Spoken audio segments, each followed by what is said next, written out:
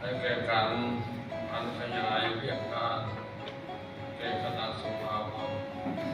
สหวัฒนีของสมเด็จเทพประสงค์องค์การพุทธศาสนาสัมพันธ์ลาววิจันทร์สมัยที่8ใกล้จะสิ้นสุดลงด้วยผลสำเร็จที่ประสบที่มาหมายบรรดาอาจารย์คณะบริหารงานคณะกรรมการของสมเด็จอาจารย์คณะที่ปรึกษาการนำหลักครอบครัวการนำของสมเด็จทุกท่านก็คือหมวดขอชมเชยอนุโมทนาต่อคณะบริหารงานของสมเด็จเก่าที่ได้เอาใจใส่ที่นำพาเรียนการทางศาสนาให้มีความเจริญงอกงามอย่างต่อเนื่องซึ่งเห็นได้จากผลรายงานที่ได้นำเสนอต่อความประชุมนี้ในวาระตอนท้ายของประชุมในครั้งนี้น้อยสภาขอฝากความหวังและนำคณะของสมทุกท่านและเอาใจใส่คือปัญหาที่เห็นพอทางของประชุมได้มีการทำพอของคนรายงาน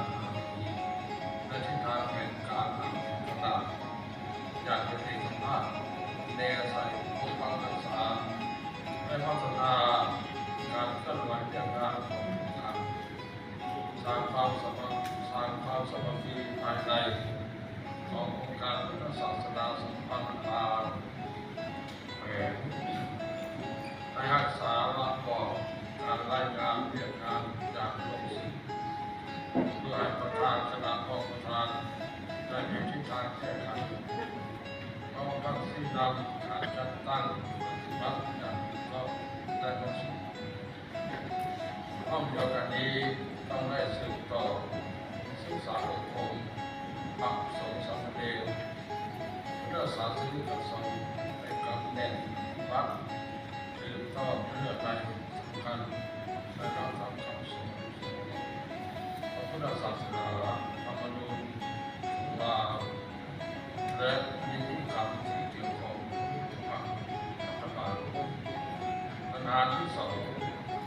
ขอให้พระอาจารย์คณะบริหารงานองค์การพุทธศาสนาสัมพันธ์ลาวแผงเวียงจันทร์สมัยที่8รักษาผู้เชื่อที่ดีงามของพระสงฆ์ลาวซึ่งมีหลักอันต้นเด่นในการปกป้องศาสนา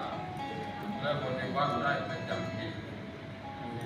พระธรรมคำสอนของพระพุทธเจ้าเพื่อให้พระสงฆ์สามเณรและพุทธศาสนิกชนมีความภาคภูมิใจและร่วมใจศรัทธาดีถวายบรรดาพระพุทธเจ้ายกย่องกำจัดการกระทำของพระสงฆ์สามเณรและพุทธศาสนิกชนจำนวนหนึ่งที่ฝ่าฝืนพระธรรมวินัยของพระพุทธเจ้าปัญหาที่สามการเชื่อมโยงกับภาคพื้นและสังคมนำรุ่นนำความมาเพื่อเป็นผลคอยพระสงฆ์สามเณรและพุทธศาสนิกชนทั้งหลายยกเข้าเอาแนวคิดและกิจกรรมด้านศาสนาและมีความประเพณีจากภายนอกเข้ามาภายในประเทศเราอย่างมีการเลือกเว้นหลีกเลี่ยงแนวคิดและการกระทำที่จะเป็นการทำลายสิ่งที่ดีงามที่พวกเราเลือกเว้นเอาแต่สิ่งข้าวหน้าดีงามเพื่อเสริมสร้างกำลังแห่งศีลธรรมของพระพุทธศาสนาของเราปัญหาที่สี่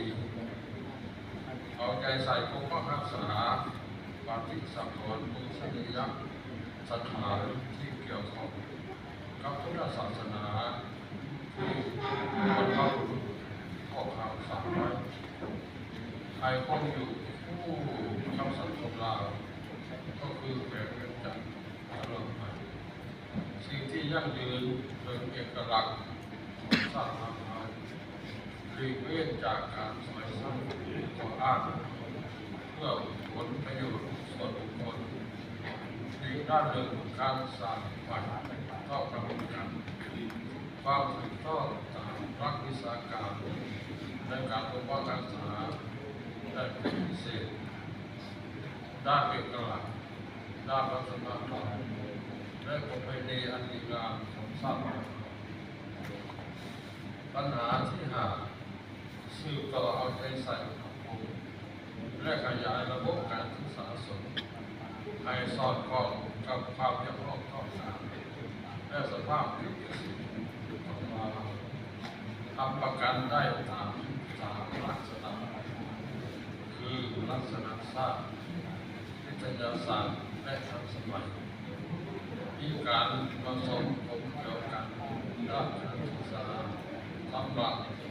และการศึกษาทางโลกเพื่อแนวสายให้ผสมสมดุลภายในแฝงมีความรู้ความสามารถดำรงอยู่และปรับตัวเข้ากันกับการเปลี่ยนแปลงของโลกธรรมชาติและสังคม